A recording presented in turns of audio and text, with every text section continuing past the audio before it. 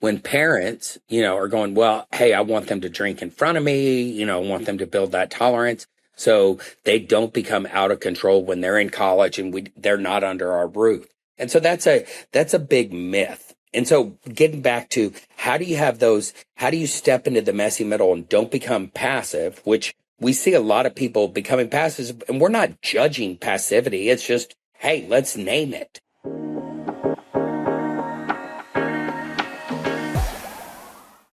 All right, here we are, Shannon, back in the studio.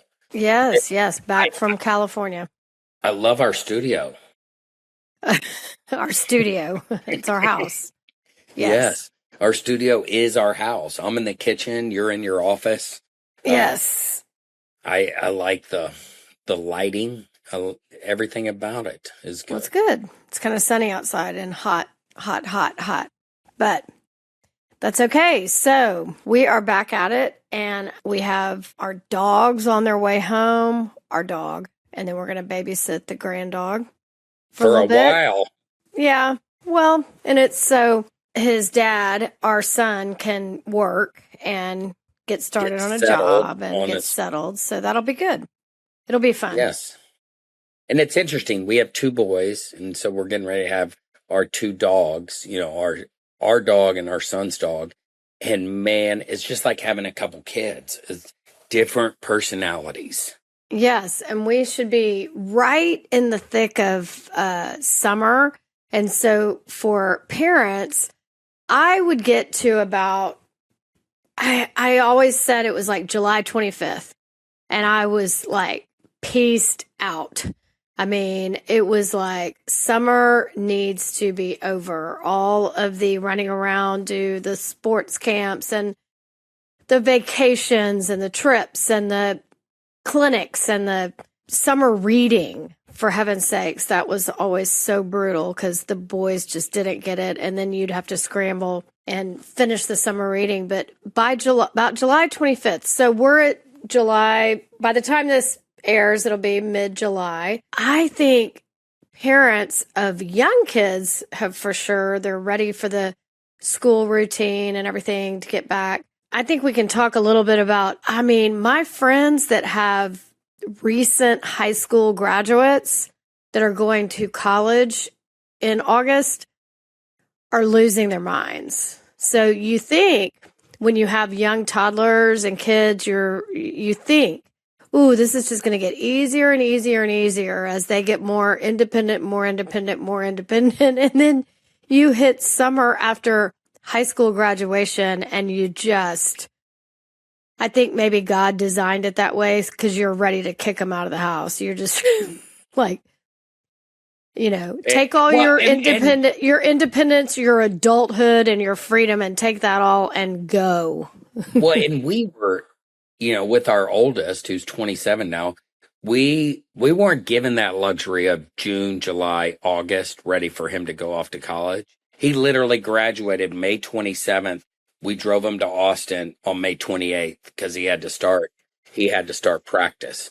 So there was just, there wasn't, it was the rip of the Band-Aid. So, but we did have it, we didn't even have it with our other one either. And so there was a lot of things, but we can identify and remember what our whole podcast is about is helping people learn how to step into the messy middle. Last week's episode, right before 4th of July was really, describing the messy middle. And a lot of times when we think about our friends that have recent high school graduates and there's this stage in the summertime of how to navigate that's that tough place for people to navigate and to step in the messy middle. Either we will become passive or we'll become impulsive. And impulsive can be that kind of just angry, venom stuff. The passive stuff becomes stick our head in the sand, co-sign unhealthy behaviors. But we're not just going to talk about that today on messy middle stuff. This applies to everything, but we're also talking about those people that, your kids have been off at college. They got a college degree. They're looking for jobs. They might even have a job, but they're trying to save money. They've moved back to, if whatever city that you live in, but their friends are in different cities and they're trying to navigate, okay, where am I going to live? How am I going to move out on my own? But they're living with you. And so today's episode is really talking about, hey, the messy middle of I think we're kind of starting with the out of high school kind of adult messy middle, like stepping into that, because when they come home during college, there are sets of rules and expectations that are present even. No, I want to talk about both. I think it applies to both. I don't think you're making it sound like. No, I'm saying we're going to talk about both. We're going to talk about just getting out of high school and coming back after you graduated college. I just think summertime's my whole point was summertime. Like, we're in the thick of that time where we're all losing our minds, no matter how old our kids are. Just, But the crazy thing, and I step in the messy middle. We did a couple episodes, a month or so ago, talking about how we were so looking forward to, the summer break. And now all of a sudden it's just July 6th that we're doing this episode. And it's like, whoa, the craziness of it. And now, so hold on. I'm just getting in the messy middle right here. I know, but it's not between us, because I'm very much enjoying my summer because I don't have one here right now at this very time. I don't have one here right now. I'm fine. I'm talking about my friends that are losing their minds because they have kids under their roof. Yeah. And so let's just frame this up for a second and really kind of help people understand the messy middle. It's like our first example is, when your kids graduate high school, they've gotten into a college. If they're boys, they might even be going through the Greek system, and they might have even gone on fraternity outings and getting rushed and everything. And as a mom, they're relying on you still, like a dependent child that they are. They are generally still dependents from the tax definition. So they are depending on you to get all the stuff for their dorm rooms, to set up they are having to set up, powers of attorney, so that if anything happens to them, because they are adults, and if anything happens to them, if they're in a hospital in another city, they can't contact you unless you have this power of attorney and all this stuff. So you're still taking care of all those things that they need. But yet they've been to, like you said, they've maybe been to rush parties or tailgates or looking at college visits and doing all this stuff. And they've been to orientation, where they have a bunch of parties and stuff at orientation. And then they come home and they say, hey, I want to have some friends over to watch the World Cup. And you're like, sure, that's great. I so love all your friends, and y'all are so tight, and you're going to go away and live in other cities and miss each other. And then they come over and it's like a frat party at your house. And you're like, wait, I didn't sign up for that. But how do you step into that messy middle with your child of saying, I know that you are independent, and I know that you are going to be living on your own. I know you're an adult, but yeah, and that's exactly. I think people either get passive or impulsive in that situation, in that messy middle. They either just let it happen and build resentments, or they, start screaming and yelling. And they co-sign the behavior, and they agree to it, and they don't want to rock the boat because they want their kids to be happy with them before they leave college. And this, even though you're being passive, there can be this conflict that still arises because they're picking up on your energy. They're picking up on, oh, mom, dad are cool with this, with me having 20 buddies over and drinking all their booze and doing stuff like that. It becomes, it becomes that place where you see parents co-sign they're going to start drinking. There's this big myth. Yes. There's this big myth, though, Shannon, is like they want, parents go, well, if they start drinking under my roof, before they go to college and I'm not around them, they'll be prepared. They'll understand their tolerance. They'll be all right. Well, with it's drinking. making the huge assumption that they don't start drinking before college. And then also, I think parents think if they allow them to drink under their roof, it's a safety thing. It's not necessarily a tolerance thing. Although some will say that I want them to be able to I want them to have their first drink with me to see how they react, and I want them to do that. Well, no one is going to act like they do in front of their parents and in front of their peers, right? Well, maybe. I mean, it just depends. I don't know. It depends on the circumstance. They think it's a safe. They think they're making it safer. But anyway, and they're also going, okay, I want to make sure they build a tolerance and stuff like that. Over 30 years ago, I was the drug and alcohol counselor at Southern Methodist University, and I did a study of the students that got alcohol violations and, extreme ones. And the majority of the students that got alcohol violations and had to come see me were the ones that had started drinking early in high school, freshman, sophomore year. Yes. And just to clarify, so you dealt with all the violations, like if they brought beer into the dorm and you're not allowed to have alcohol or whatever. Well, they were all, you either got caught or you didn't, or the ones whatever. That were caught pissing in an elevator. Yeah. Yes. And then you also saw people that would hit trees with their car on campus.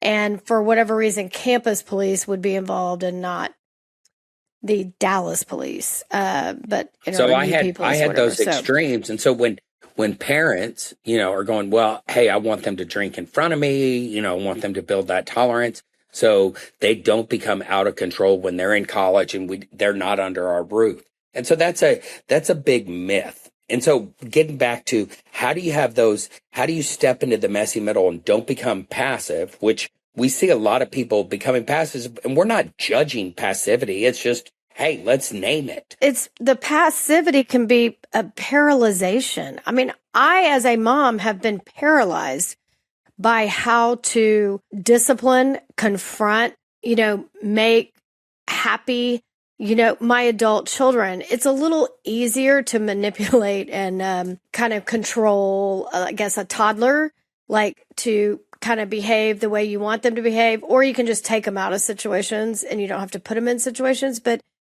the ante goes up. I mean, it's like whoever said, there are all those memes out there that it's like whoever said that raising adult kids was so much easier, hasn't been there. It's like, step back a second, because it's so much harder. The stakes are higher, first of all, but then it's so much harder for me. You're a challenger and a therapist. You have built your life and career on confrontation of sorts with truth and love. I am not good at it. I admit that. It is not a skill set I have.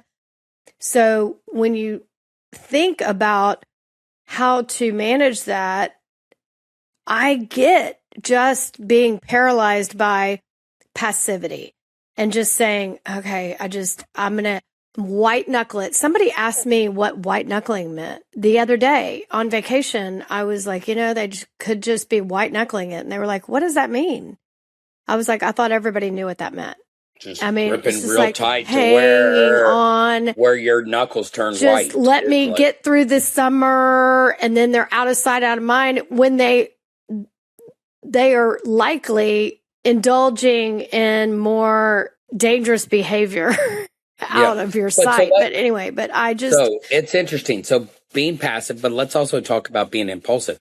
But I want to, but I was just trying to clarify all that. Yeah. Yeah, impulsive is, when you have these young people getting ready to go to college, they've gotten into their school, we've celebrated and they've had all this wonderful stuff, and then they're saying, hey, I want to have people over for FIFA, I want to have people over for this, and they're drinking all the time. And impulsive is just impulsively saying, no, you can't do that. You can't. I mean, there is no communication. The communication gap gets cut off, or they get into fixing or controlling. Well, no, I fall into the super confusing category. Like, I can be passive and just let it go.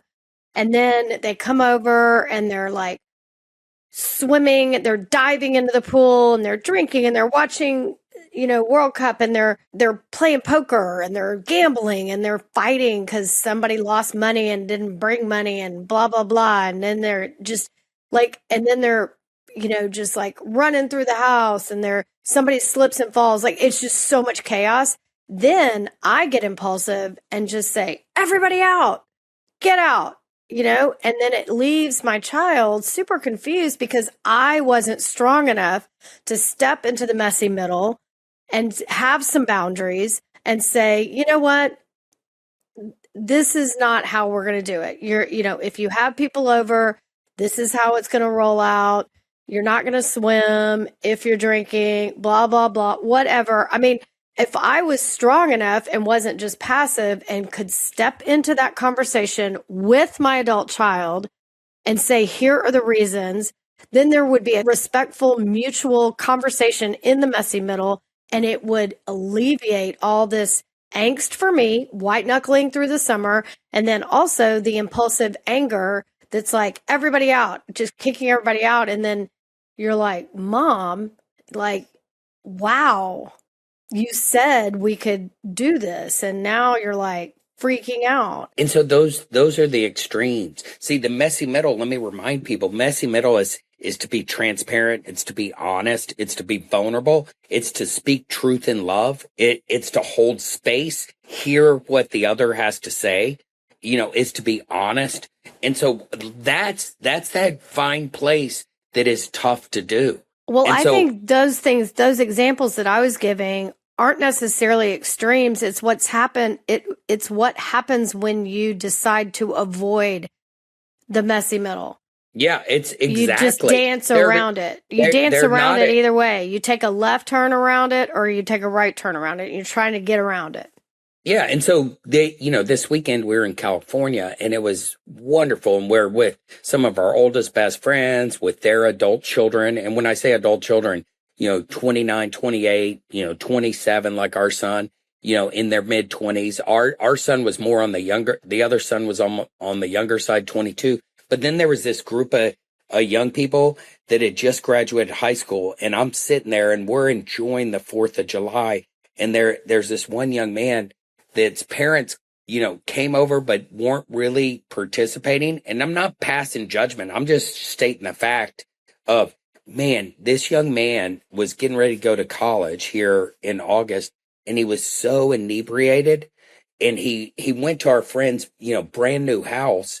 And he went over kind of in the corner, and I saw him in the bathroom throwing up, but I didn't know he had gone over into the corner by the hot tub and had thrown up all over the place. But here's the deal. It's like I was the one, this was late night, seeing, hey, this young man is extremely intoxicated. He needs to get home. And I went to some other young men that were his family friends and real close with him. Y'all need to take care of him. But it's like there were signs before that no one was stepping into the messy middle. I'm not blaming anybody because the messy middle is messy. It gets confusing. It gets to this place of this uncomfortableness of, man, what is going on here? Well, everyone there noticed him and didn't want to step into the messy middle with him. And you know what? Personally, I've had it happen with both of my children at different times, with different circumstances where I've thought, wow, why would no one come to me directly? And it could be misunderstandings. It could be, things, but it could be on our part if they come. We don't naturally lean into that. And so I like your question. Fear. Why wouldn't people come to you? It's like we don't lean into it. We don't do it. And we don't want to come across, judgmental or condemning. But man, I didn't notice it until later on. I wish I had said something earlier, but I grabbed another, friend of ours that knows the young man and she goes, "Are you concerned about him?" I go, "Yeah, he needs to go home." But I would have said it to the parents, but the parents had already left, and it was like, it was like this place of, I like that question that you just posed. How come we don't do it? Because, man, it comes down to we don't speak up because of our fear. And fear is on both sides. Fear's on the impulsive side and fear's on the passive side. The messy middle is like, man, learning how to be transparent, be vulnerable, hold space. And when your kids are at that age, how do we do that? If our kids are in that place of, we're celebrating them going off to college, we haven't even talked about them coming back home, but we celebrated them going off to college. When they go off to college, how do we have those messy middle conversations? And it's so much better I know we've started, but with the just getting out of high school, but I think it's more important than ever to figure out how to get into the messy middle and have these conversations without the two reactions of passivity or impulsivity, because it's important now because so many college age students or kids in their graduates or high school graduates, kids in their 20s, college graduates are suffering so much, probably because they aren't used to stepping into having hard conversations and instead choose the other two routes. And then when it's really necessary for them to have a hard conversation, they aren't practiced in it. So and I think it goes back to, Shannon, what my parents said to me and what your parents said to you, but it's like, it's all right for your recent high school graduate or your graduate from college that's moving back home and having the tough conversations for them to question, how come you don't want us here? How come, those kind of things for them to get into questioning. But see, my parents would say, because I said so, I'm the adult. I love what your dad would say to you. Well, you're thinking like, what would he say? That's logic. A 10-year-old. That's like a 10-year-old logic. And I have, whatever he was. 30. Yeah. If you asked logic, at 18 or 20, well, that's an 18 or 20-year-old logic. It was always going to be 26, years younger logic than, my dad. All to say that I think we have to teach them to have these messy middle conversations before they have to enter into these conversations, maybe with their friends, if they see a friend struggling. A lot of the complaints with, loss of life in college that's been happening lately, a lot of the kids say, I didn't know what to say. I wouldn't know what to say. They absolutely don't have the skills to step into those conversations. And so it would behoove us as parents to teach that, just like we teach them everything else, manners and empathy and kindness. And so when you have those conversations, it's like we want to encourage parents, because part of the impulsive comment would be, hey, I'm the adult, you're the adolescent, or you're the young adult, or hey, that's 18-year-old logic, not 46-year-old logic. Right. It's like there is this. Those are conversation stoppers, I like to call them. And we want to encourage parents to have. But it's also a conversation stopper not to say anything. It's also a conversation stopper just to blow up and become, angry and bitter. Right. I know. Yeah. And so the messy middle is that place where you really get curious. Okay. So you want to have friends over. Who's going to be responsible, for people that are drinking too much? Are you going to be bold enough to, speak into your friend who is, shotgunning beers and becoming obnoxious? Are you going to ask them to leave? Those things. Right. In the scenario on vacation, it's funny because when somebody younger did say something about this young man that just needed to go home. I mean, that's just it. It's not, there's nothing wrong with him or anything like that. I mean, adorable child, but he needed to go home. But when someone said to the people that knew him, he should go home, they acted like they didn't really know him. They're like, oh no, he's not with us. He's not in our family or whatever. So it's like that's a passive,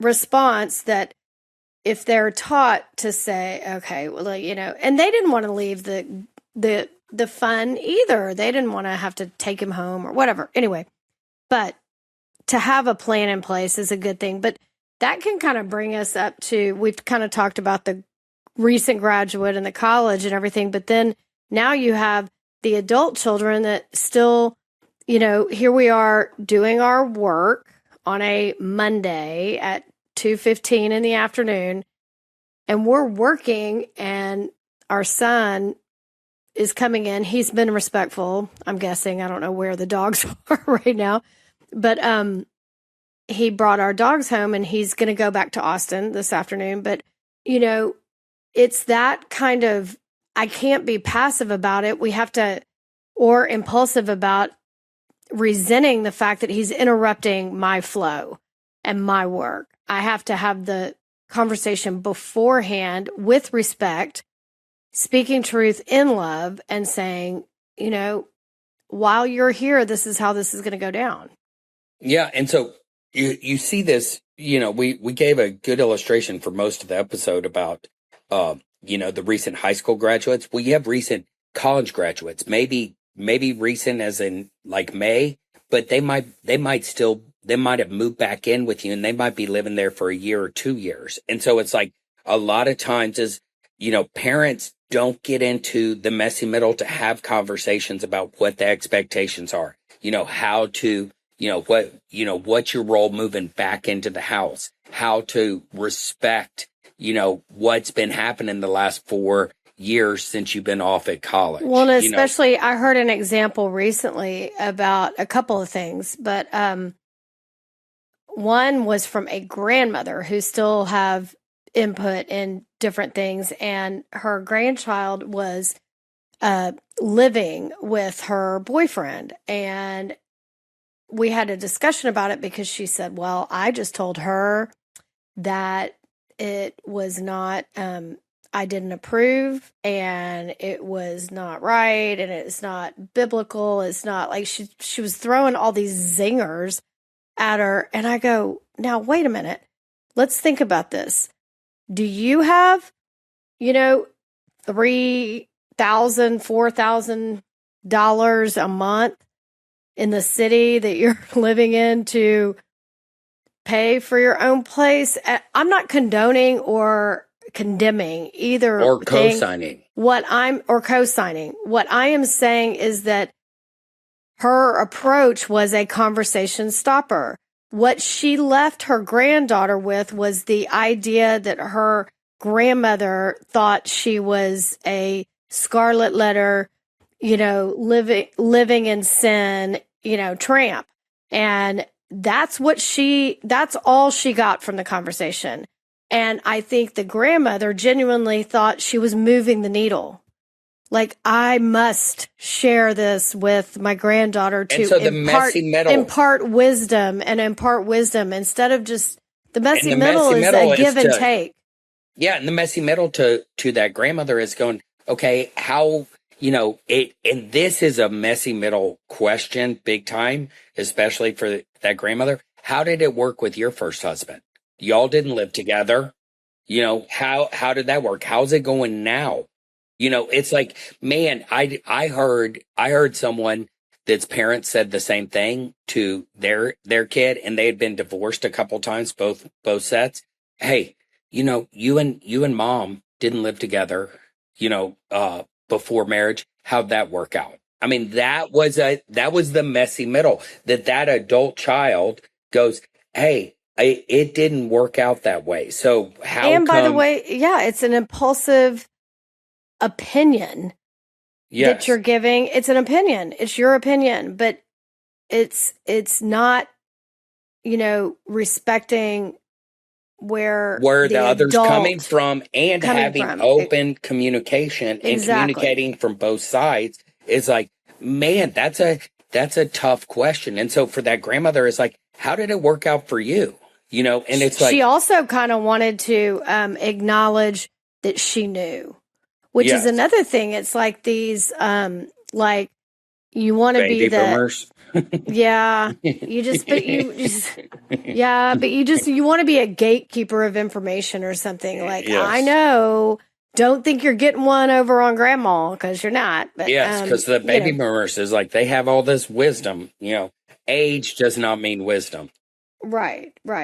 So it's like the messy middle right there is like, hey, how'd that work out for you? It's like, how do we step in there? So, I mean, that's how come we're doing this podcast, is really trying to give real life examples of how to step in there, get curious, hold space, be vulnerable, speak truth in love. Because what is it about us that feels like we need to let people know how we feel? You have a little bit of that. Oh yeah, I can get that way. Your opinion. I'll take ownership like to there. Express your opinion, which is Sometimes your right. That's your freedom. But opinions are like assholes. Everybody has I know. one. But it's even harder when you have an adult living under your roof, which, it's fine to help. We want to help our children, obviously, if they need a little, help, sleeping over for a few months or whatever. But, you want to help, but how do you, you have to have those conversations where you say, I'm allowed to have my opinion, you're allowed to have your opinion, and we're allowed to respect those opinions, but we have to enter a conversation instead of going around it, because that's what our country's going through right now. It's like healthy civil discourse, is really what we're saying. Is like the messy middle is like, it's not about who's right or who's wrong. And you and I talk a lot about that. It's not about right, wrong, good, bad. It's about what's healthy and what's unhealthy. And if I could, right. It's unhealthy to be impulsive or to be passive. What we're trying to push people towards is that really healthy place of healthy conversation, of finding out where the other is coming from. So hopefully this helps as it relates to that. And if you have kids that have graduated college, been living with you just a few months or a couple years, step into the messy middle, hold space for them. Do that. If you have kids that are getting ready to go to college, hold space for them. Have those conversations. Don't stick your head in the sand. That's passivity. And also process how to have those conversations. This will be another episode, but we've been talking a little bit about, is ChatGPT and things like that replacing therapy? It never should. And there's been also this recent kind of outing of internet supposed wellness experts and things like that are being exposed because they're not exactly meeting all the criteria for a therapist or a licensed professional or an expert or anything like that. So we can talk about that later. But what I was going to say is that ChatGPT. ChatGPT. I would say that if you want to have, thank you for bringing me back. I would say that it would be a fine thing to use it for trying to figure out how to have a hard conversation with your children, because I do think that ChatGPT can spit some truth, but there's some love like in there because it wants to please you, But if you say, my son wants to have a watch party and blah, blah, blah, here are the things that I want to avoid, I think, Chat can give you some little tidbits on, because you might need just a little coaching, or you could get a coach like me. Yeah, or you. But a little coaching on, because if you're truly stuck and paralyzed in this, either picking a passive way around the conversation or impulsive way around the conversation, you might need some coaching, right? Yes, you might need some coaching. And as a coach, both of us, okay, one thing you can do right here from this episode is ask yourself this question. What do I want to say, but I'm afraid to say? Right. Okay. So write that down for yourself. That question. What do I want to say, but I'm afraid to say? What do I need to share, but I'm afraid to share? Right. And And then why are you afraid? yeah, and then look at, and what is my desire? My desire, not my kid's desire. What do I desire? I desire, healthy fun with these kids. Is that an unreasonable desire? No. Do I desire it to be a shit show at my house with 20 kids pounding and Right. shotgunning beers? What I No. desire is for the trash to be in the trash can, the lights to be turned off, the whatever. I just Yeah. those are things I desire. So you can write it down and then figure out how you're going to get there and make sure you have the conversations. And then step into it. That's that messy middle. Be transparent. Don't be passive. Don't be impulsive. Talk about your feelings, your needs, and your desires. Don't deny those. That's the key. And so, and guess what? It's going to be uncomfortable, but that doesn't mean it's bad or good. That doesn't mean it's healthy or it doesn't mean healthy or unhealthy. It just means that's the facts. It's like this can be healthy if you do step in to do those things. Yep. Well, I'm glad. Okay. Good All right. episode. Let's go see Yep. our dogs. Okay. Thanks.